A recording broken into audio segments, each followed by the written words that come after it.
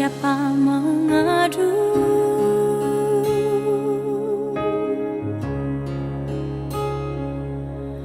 Berharap pada dunia sia-sia.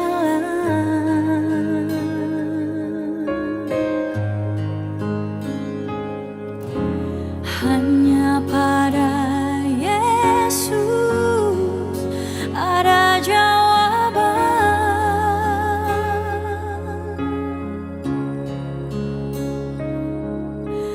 Datanglah padanya yang lelah, diberi kelegaan.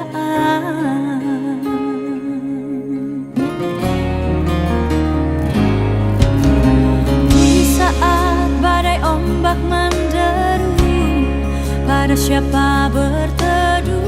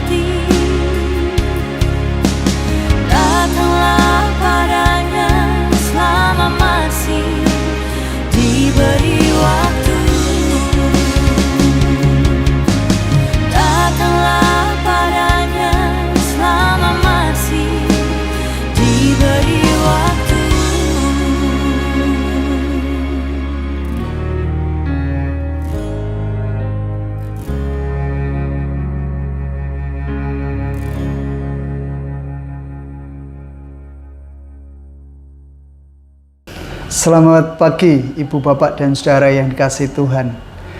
Kembali pagi hari ini kita hendak bersama-sama belajar memahami akan firman Tuhan sebagian. Oleh sebab itu saya mengajak mari kita datang terlebih dahulu kepada Tuhan di dalam doa. Kita berdoa. Puji syukur senantiasa kami naikkan di hadapan-Mu ya Allah, atas kasih setiamu, anugerah, penyelamatan yang boleh terjadi dalam kehidupan kami. Bahkan penyertaan Tuhan selama 1 minggu ini boleh kami rasakan bersama. Engkau terus-menerus menopang kehidupan kami. Engkau terus-menerus menjagai hidup kami, sehingga kami boleh tegak berdiri hingga sampai dengan hari ini. Kami bersyukur. Dan untuk memulai hari ini, kembali kami hendak bersama-sama belajar memahami akan firman Tuhan sebagian. Biarlah Tuhan berkata-kata melalui hamba-Mu yang penuh dengan kelemahan, kekurangan, kerapuhan, sehingga dengan demikian kami boleh mengerti bahwa Engkau sayang kepada kami. Tuhan mengasihi kami, sehingga Engkau memberikan bekal bagi kami untuk kami menjalani hari panjang pemberian Tuhan. Menyerahkan waktu ini sepenuhnya dari awal hingga sampai akhir ke dalam tangan kuasa-Mu, dan hanya di dalam nama Tuhan kami Yesus Kristus kami berdoa. Amin. Ibu Bapak Saudara yang dikasihi Tuhan, pagi hari ini kita hendak bersama-sama belajar dari Lukas 10, dari Lukas 19 ayatnya yang pertama sampai dengan ke-10. Lukas 19 ayatnya yang pertama sampai dengan ke-10. Lembaga Alkitab Indonesia memberikan judul pada perikop kita, Sakyus. Yesus masuk ke kota Yeriko dan berjalan terus melintasi kota itu. Di situ ada seorang bernama Sakyus, kepala pemungut cukai, dan ia seorang yang kaya. Ia berusaha untuk melihat orang apakah Yesus itu. Tetapi ia tidak berhasil karena orang banyak, sebab badannya pendek. Maka berlarilah ia mendahului orang banyak, lalu memanjat pohon ara untuk melihat Yesus yang akan lewat di situ. Ketika Yesus sampai ke tempat itu, ia melihat ke atas dan berkata, "Sakyus, segeralah turun, sebab hari ini aku harus menumpang di rumahmu." Lalu Sakyus segera turun dan menerima Yesus dengan sukacita. Tetapi semua orang yang melihat hal itu bersungut-sungut. Katanya, ia menumpang di rumah orang berdosa. Tetapi Sakyus berdiri dan berkata kepada Tuhan, "Tuhan, setengah dari milikku akan kuberikan kepada orang miskin, dan sekiranya ada sesuatu yang kuperas dari seseorang akan kukembalikan 4 kali lipat." Kata Yesus kepadanya, "Hari ini telah terjadi keselamatan kepada rumah ini, karena orang ini pun anak Abraham. Sebab anak manusia datang untuk mencari dan menyelamatkan yang hilang." Demikian panjang pembacaan saya. Tentu yang berbahagia adalah kita semua yang mau mendengar, memelihara firman Tuhan, bahkan melakukan dengan setia dalam kehidupan sehari-hari. Haleluya, amin. Ibu Bapak dan Saudara yang dikasihi Tuhan, perkenankan saya membaca ulang ayatnya yang ke-9 dan ke-10. Ayat yang ke-9 dan ke-10 demikian. Kata Yesus kepadanya, "Hari ini telah terjadi keselamatan kepada rumah ini, karena orang ini pun anak Abraham. Sebab anak manusia datang untuk mencari dan menyelamatkan yang hilang." Ya, Ibu Bapak dan Saudara yang dikasihi Tuhan, pernahkah Ibu Bapak Saudara menonton konser? Pernah ya? Pernah. Berbayar atau yang gratisan?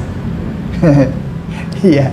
Kalau di Purbalingga beberapa kali kita melihat ada konser yang begitu luar biasa hebohnya, baik di Guntur Daryono maupun di alun-alun begitu beberapa tahun belakangan ya. Entah itu Darboy, entah itu Didi Kempot gitu, entah itu grup musik yang lain. Pernah ya mencermati ya, melihatnya ya. Yang menjadi pertanyaan, kenapa sih setiap kali ada konser begitu banyak orang yang hadir? Begitu banyak orang yang bersukacita. Bahkan kalau kita melihat, saya sendiri tidak suka masalahnya. Tetapi saya juga tidak melarang orang mau lihat konser ya monggo. Wong itu waktu-waktumu, hidup-hidupmu. Bahkan kalau pakai bayaran itu duit-duitmu, itu kan. Saya tidak bisa melarang. Tetapi cukup heran saja. Kadangkala orang nonton konser dengan merogoh kocek yang cukup dalam. Bisa loh ratusan juta. Hanya sekedar nonton konser. Oke, lalu kita perhatikan. Apa yang terjadi di dalam konser itu? Apakah orang hanya mendengarkan lagu? Karena menurut saya, seperti tahun berapa itu ketika Didi Kempot hadir di Purbalingga lalu di Guntur Daryono. Bukankah panggung itu cukup jauh dari penonton? Artinya penonton itu ya hanya melihat dari layar LCD yang cukup besar itu. Lah saya kalau membayangkan itu, ambo yo wis nonton yang ngomah, nonton TV ayo podo wae ta. Itu saya loh, bukan Bapak Ibu Saudara ya. Tetapi orang dilabui suk-sukan, berdempet-dempetan, parkirnya mungkin cukup jauh dan harus berjalan kaki sampai ke Guntur Daryono hanya sekedar nonton konser. Itu saya, mikir saya. Belum lagi di sana orang berjingkrak-jingkrak. Bisa jadi saling senggol, lalu akhirnya berbenturan, lalu akhirnya tarung di sana, gitu kan? Bahkan kalau saya melihat konser-konser itu, ada orang yang menangis, orang yang histeris. Itu yang membuat saya heran kadang-kadang. Yang menjadi pertanyaan tentu penyebabnya apa? Kan gitu tak? Bisa jadi bahwa yang datang itu adalah idolanya. Wah, ini idolaku nih. Grup musik yang begitu terkenal, yang begitu tenar dalam kehidupan orang Indonesia. Penyanyinya adalah penyanyi pop atau penyanyi campur sari yang luar biasa. Salindri misalnya. Lalu bisa jadi ketika orang berjingkrak-jingkrak karena dia bersukacita, bersukaria karena bisa melihat secara langsung. Walaupun tidak dekat-dekat amat, wong amat aja tidak dekat ya. Ya kan? Tetapi dia bisa merasakan, oh ini idolaku. Sehingga ada kesukacitaan. Mengikuti irama lagunya, mengikuti gerakan mulut dari penyanyinya, atau bahkan menangis karena merasa bahwa lagu itu terenyuh, membuat hatiku tersentuh gitu. Bisa seperti itu ya kehidupan dunia. Lah nampaknya hal yang tidak berbeda dialami oleh seorang anak manusia yang bernama Sakyus ini. Nampaknya kalau kita melihat apa yang diungkapkan oleh Sakyus di dalam Lukas 19 ayat yang ketiga, ia berusaha untuk melihat orang apakah Yesus itu. Artinya pada waktu itu dia baru mendengar, ono tokoh loh jenenge Yesus. Dia orang yang hebat loh.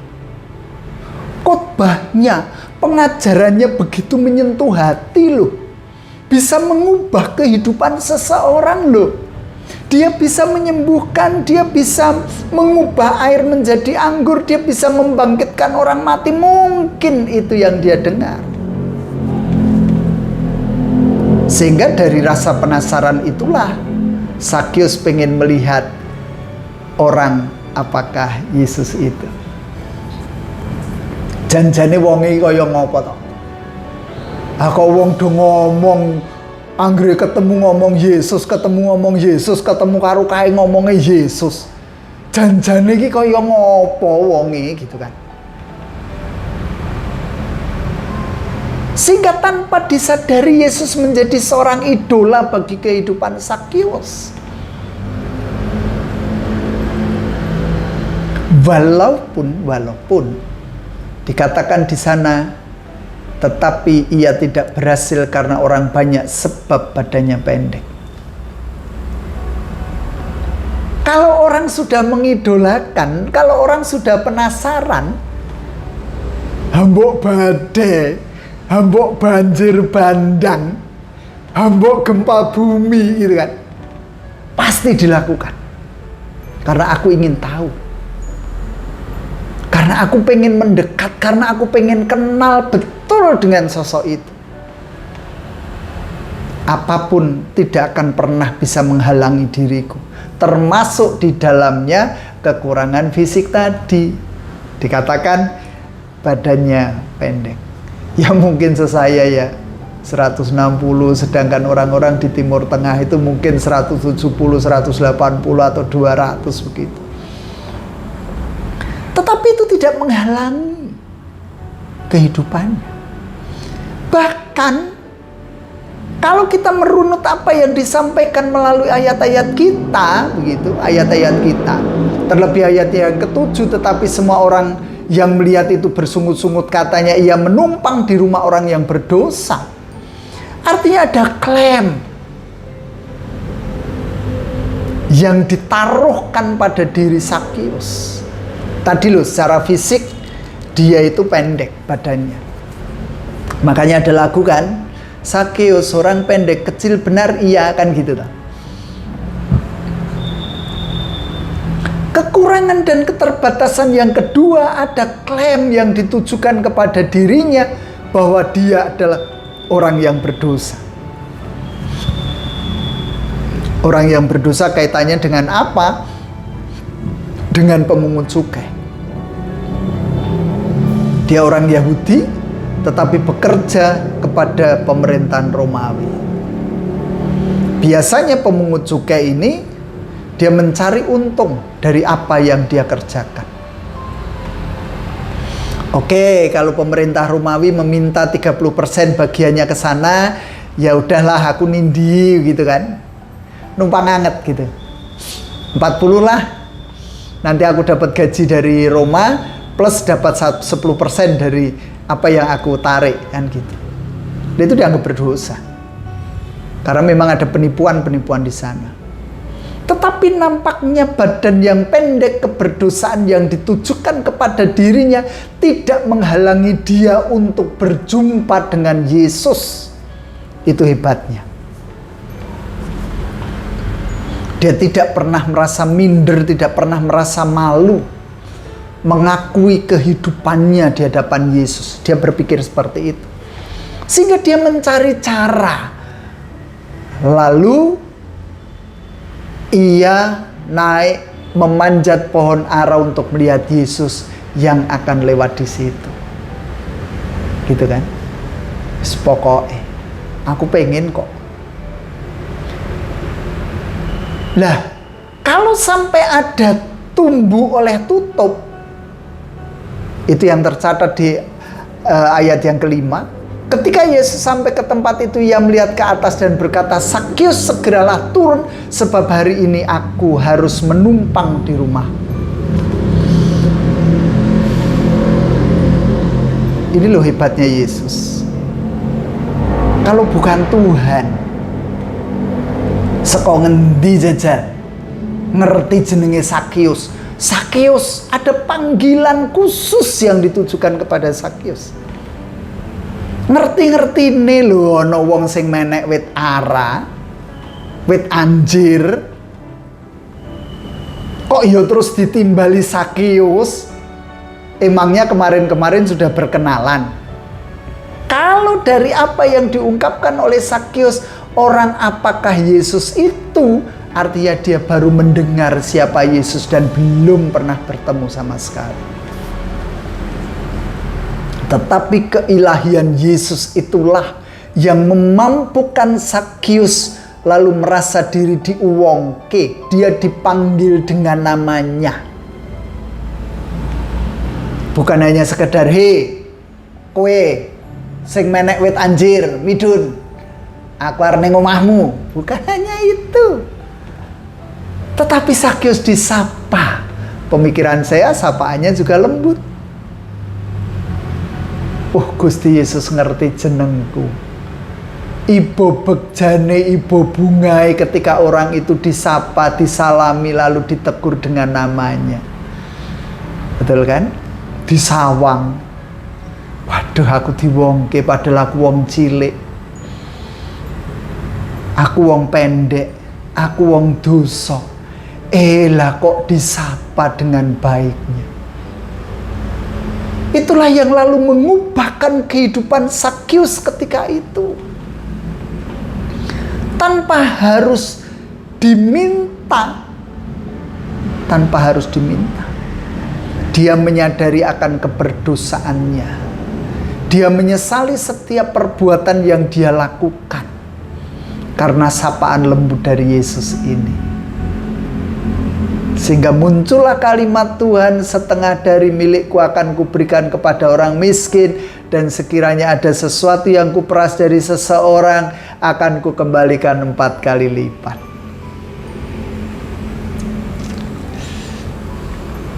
Sehingga di ayat emas yang saya bacakan ulang tadi, inilah yang harus menjadi bagian dari kehidupan Sakyus. Hari ini telah terjadi keselamatan kepada rumah ini karena orang ini pun anak Abraham. Kadang kita menilai orang lain dari casingnya, dari ekonomi sosial budaya gitu kan. Partainya saka ngendi, atau mazhabnya apa, golongannya apa, gerejane ngendi. Kadang kita memilah-milah dengan kasta yang ada dalam kehidupan ini. Sehingga kadang orang juga mengatakan, lah wong kayak wong dosa, paling ora diampuni karo Gusti Allah, kan gitu toh. Tetapi kembali lagi bahwa Yesus mempunyai kuasa untuk mengubahkan segala sesuatunya. Sehingga kalau toh Sakyus lalu bertobat, maka terjadilah keselamatan dalam rumah ini. Dan Sakyus menjadi golongan anak Abraham juga. Dikatakan di ayat yang ke-10, sebab anak manusia datang untuk mencari dan menyelamatkan yang hilang. Itu tujuan, misi dari Yesus hadir ke atas muka bumi. Iya kan? Nah kalau orang sehat yang tidak membutuhkan dokter toh. Hanya orang sakit saja yang membutuhkan dokter, membutuhkan obat. Kan gitu.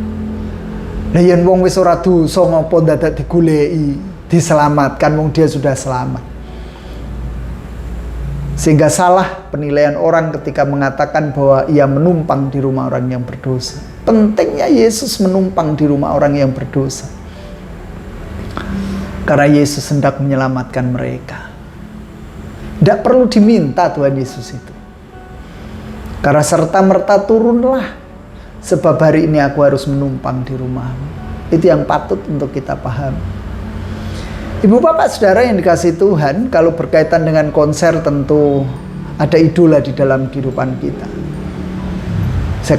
Saya tadi katakan bahwa ini orang-orang dunia ya kadang-kala seperti itu. Hingar-bingar. Tetapi kembali pertanyaannya, apakah Yesus menjadi idola bagi kehidupan kita? Sehingga kita pengen terus mencari Yesus gitu ya. Pengen selalu tahu siapa Yesus. Memperdalam apa yang Yesus kehendaki bagi hidupku. Sehingga kita juga berupaya keras walaupun aku dosa. Walaupun aku lemah, walaupun aku ringkih, walaupun aku rapuh. Tetapi aku percaya kok. Yesus itu hadir untukku. Yesus hadir hendak menyelamatkanku.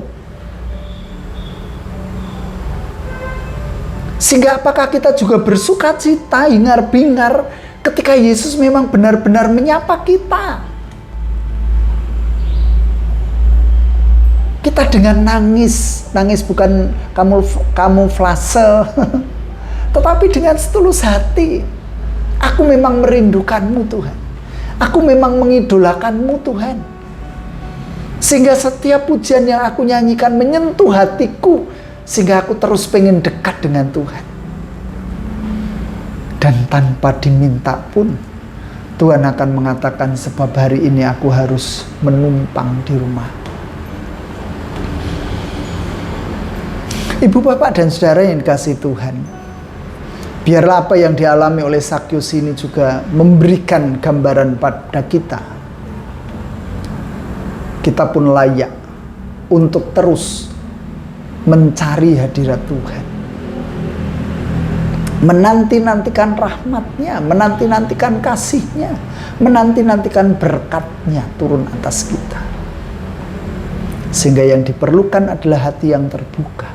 Hati yang menyadari akan kelemahan, kerapuhan hidup kita. Dan menyerahkan semuanya itu kepada Tuhan sebagaimana Sakyus lakukan. Sehingga kita menjadi bagian dari anak-anak Abraham. Dan terlebih kita juga sadar bahwa Tuhan hadir untuk membasuh kita, untuk menyempurnakan hidup kita, untuk menyelamatkan hidup kita. Tuhan memberkati kita semua. Amin. Bersama-sama kita datang pada Tuhan di dalam doa, kita berdoa. Saat ini ya Tuhan, kami datang ke hadirat-Mu, menyatukan hati untuk memohon berkat atas setiap apa yang harus kami alami dan harus kami jalani.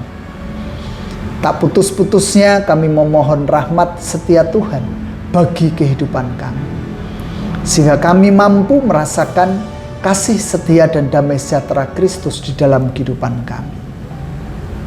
Saat ini memohon berkat secara khusus untuk Ibu Aryati,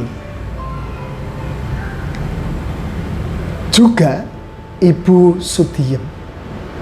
Pemulihan mereka kami mohonkan, sehingga dengan demikian apa yang mereka konsumsi, baik makanan, minuman, terlebih obat-obatan, berhasil guna dan berdaya guna bagi tubuhnya, sehat kembali, melakukan aktivitas sebagaimana mulanya.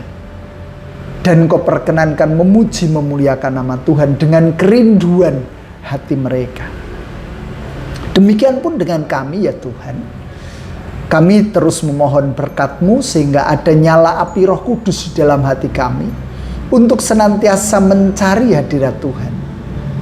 Pengen selalu dekat dengan Tuhan, rindu akan sapaan Tuhan. Sehingga Tuhan hadir menyapa kami dengan nama-nama kami dan Tuhan singgah di dalam hati kami.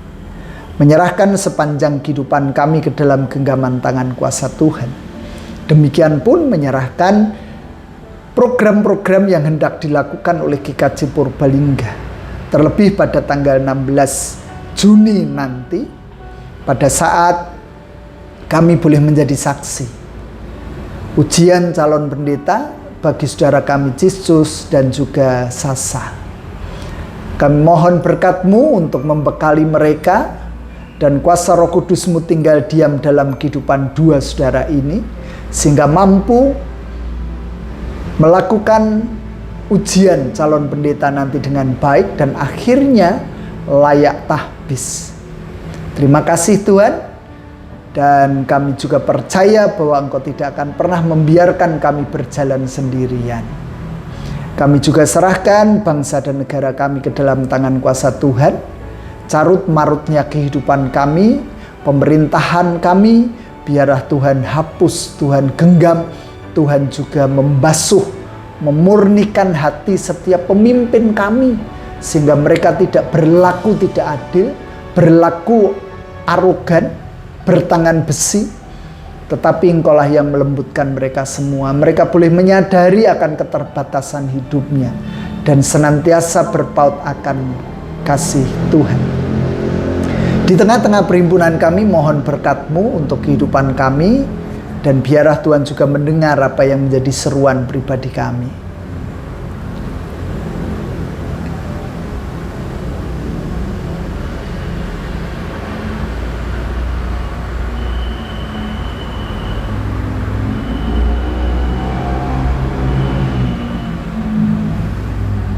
Kami boleh mengakhiri persekutuan pada pagi hari ini dengan kuasa dan kuat dari Tuhan.